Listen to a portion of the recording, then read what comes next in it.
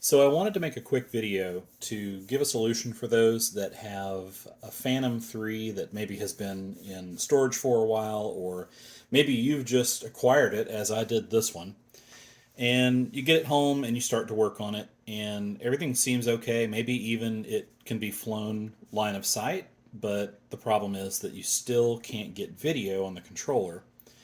So I'll link to an already existing video that shows the whole process to pull the USB board out and to use a serial to USB connector to TTL directly into the board and to reflash the NAND chip on that board. Now I did this on mine, but the problem that I ran into was that even after doing that and the controller synced up just fine to the drone and firmware updated and everything, I still ran into an issue where I wasn't getting any video to my phone.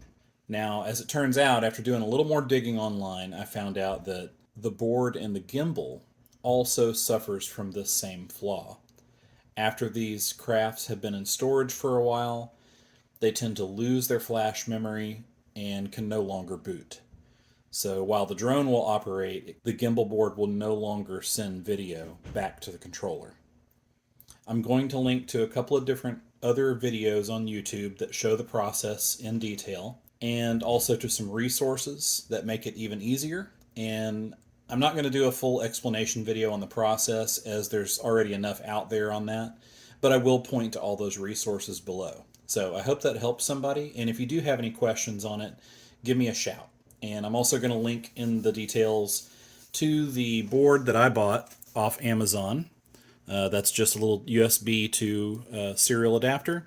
And I think in general, you can pretty much use whichever one of those you want, but that's the one that I got. I also wanted to include that while flashing my controller board, everything went surprisingly smoothly. I did try to use putty to flash my gimbal board, and it may have just been a directory issue or something. I found that using the P3P Flash utility suite was way easier, and I just highly recommend going that route because it's really foolproof. You can see in this image that in the P3P Flash folder is included two screenshots which can be very useful. There's a shot of the board and all of the pin locations that are necessary to solder to, and also another shot with the wires attached. This user uses a strange pin setup to bridge everything together to connect those boot connectors. However, I just bridged a couple of wires together with a bit of solder. And as mentioned in a couple of these videos, you may have to do the flashing process twice.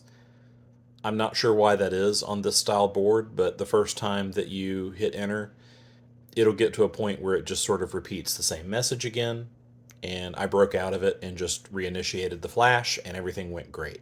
It seemed to happen that way every time. So I hope that helps. Happy flying.